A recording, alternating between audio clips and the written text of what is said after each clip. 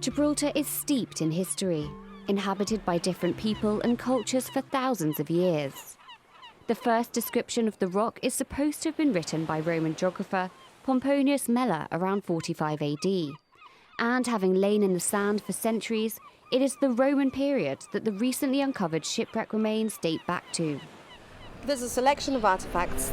We've got some very nice plates, which are the sort of refined tableware, if you like, that you might find somebody serving a meal on.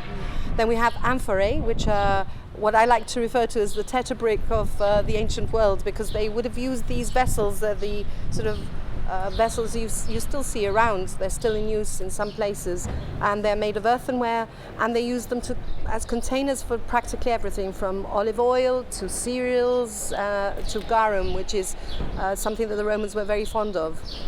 And it's believed that these remains came to be because of a shipwreck or more than one shipwreck, is that right? The remains were found 6 meters below the present seabed, so they're buried very deep below, and the reason for this is that what we call the isthmus has been accumulating over the years, over the centuries. So when the Romans were around, they could probably sail past where the runway is, and maybe when the tide was a little bit low, it may have been very shallow. But these remains have been found close to a rock that is naturally there. It's not a rock that's rolled into place, rather large rock. So it's possible that these ships, or the ship, hit the rock and foundered.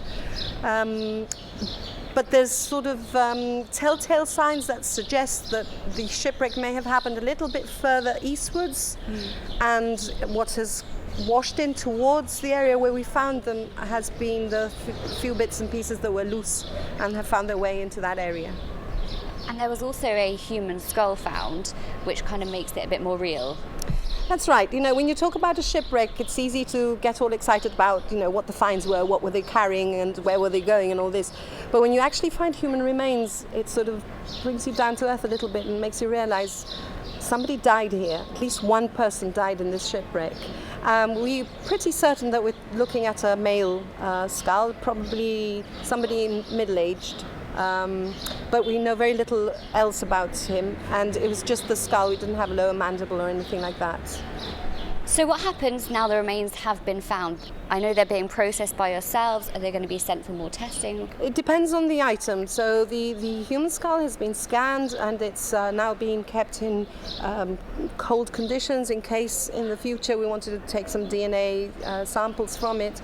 When it comes to the ceramics, that will be studied by a specialist who works closely with the Gibraltar Museum and who has been coming to Gibraltar for many years and who specializes in Roman ceramics. So this is quite a major find for Gibraltar. Well, it is, because we have so much medieval Moorish history, we have so much military history, but Roman there's practically no history. Well, there are a few tegulae, which are roof tiles that you find in buildings that have been recycled, if you like, but it's always very sort of tantalizing and sort of hinted at. And we know Cartea across the bay was an important Roman town.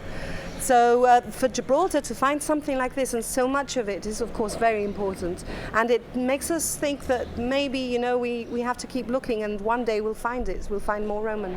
With excavations ongoing at the frontier tunnel, who knows what else may be discovered.